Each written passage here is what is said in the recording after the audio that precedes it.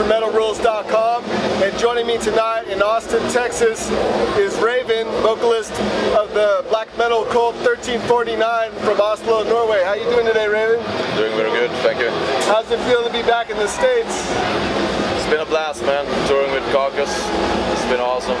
It's been excellent crowds all the way, and it's been a really good tour so far. So just hope to keep it up when we go to the West Coast. Last time I saw you back during the South by Southwest Festival, you mentioned that the follow-up record to Hellfire was sort of in a limbo state as a result of your drummer Frost and his commitments with Triptykon. Has anything changed since that time? Are there any plans to start work on a follow-up to Hellfire? Yes, it is. We are starting to work on it as soon as we get back home, actually, from this tour. So get things rolling. We have to see what happens when it will be released and stuff, but we have come up with the concept for what it should be, and it will be all I can say is that it will be nothing that you ever heard before. It will be expect the unexpected. You and Tom Warrior of Celtic Frost have been friends now from some time. You know, from joining him on stage for the Usurper to going out on tour with him. Tom Warrior recently singled you out in a press release announcing the demise of Celtic Frost and thanked you for your help, for everything. Is there any chance you may work with him at some point in the future? Yeah, I'd love to work with Tom. He's a very good friend of mine, as you just mentioned, and we have a very good friendship, so the chance for a work relation is, of course, present, and I feel, of course, it depends on whether or not it fits also, and we just have to see. It's nothing is planned, so he got his new project with Triptykon, and we're starting working on a follow-up to Hellfire, so we're kind of busy on each side, but we hope that there will be some, the future will hold something for us. That's a wish from us both. Yeah. If the timing was right, I mean, I'd love to see the two of you collaborate, even if it was you going in Triptykon or vice versa, him working with 1349. Well, I did contribute to one of the songs on Monoface, though, so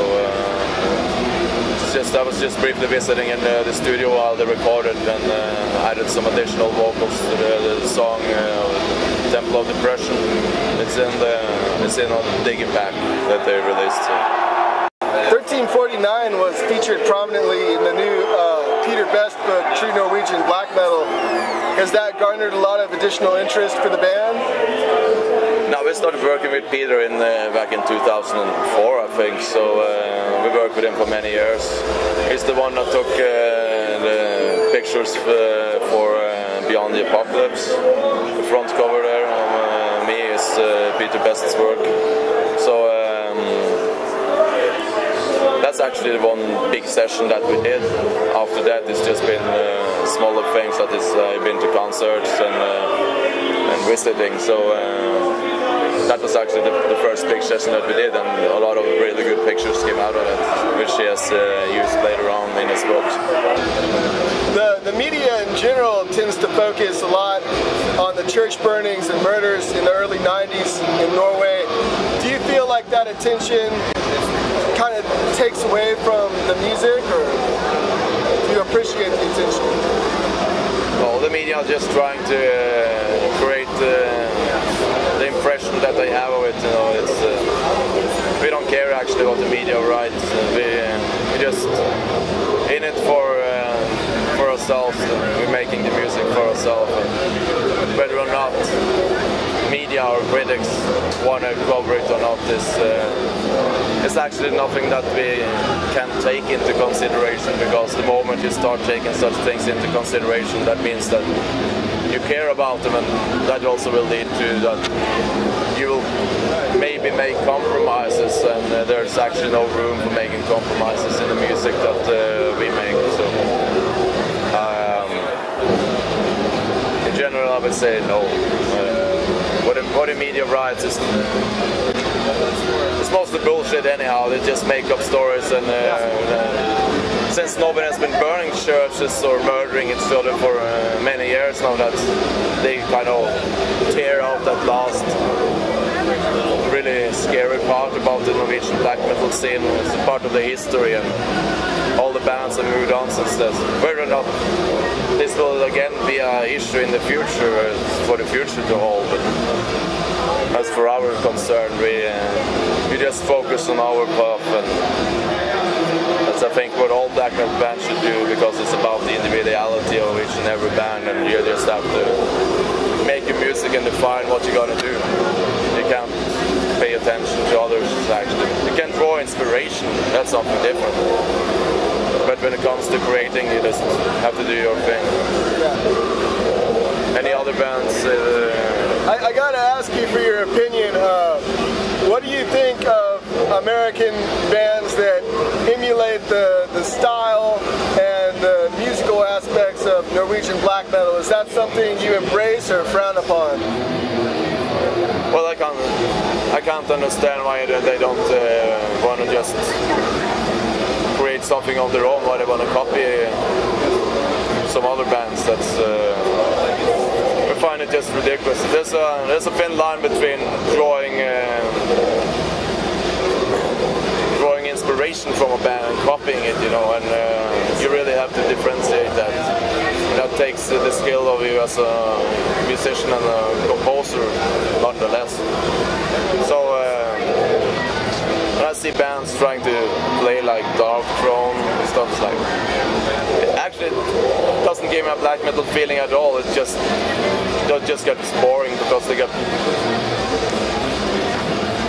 their music has a lack of individuality, you know, and that's probably the biggest issue when it comes to playing black metal, that you make your identity and you stick with it. This is you, this is what you do.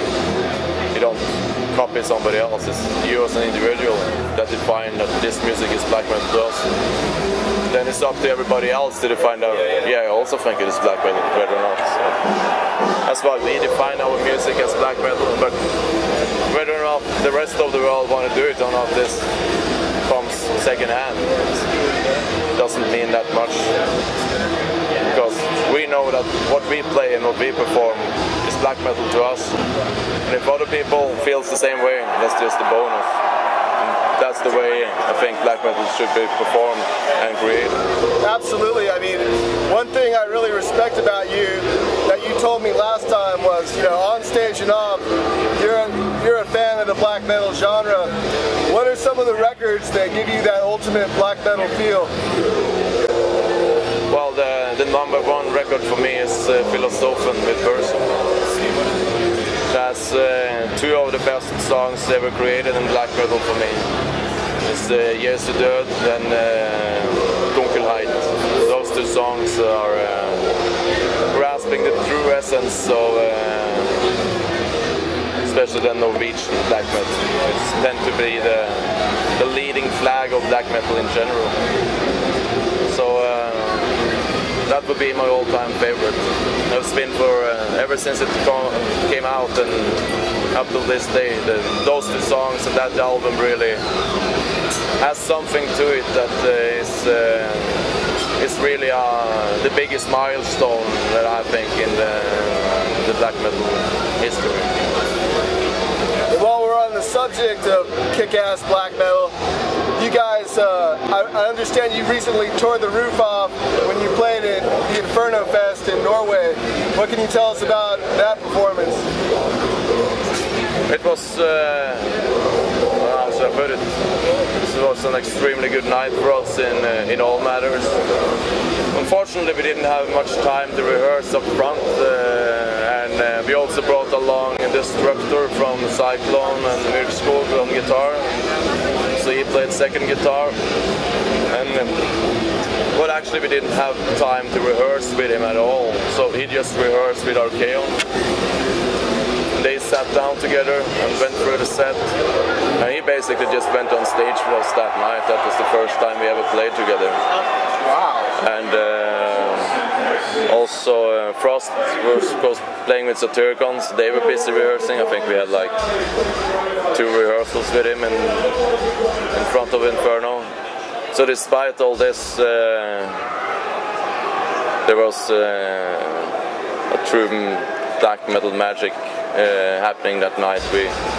The energy in us all just took the whole thing away, and it was one of our best shows ever.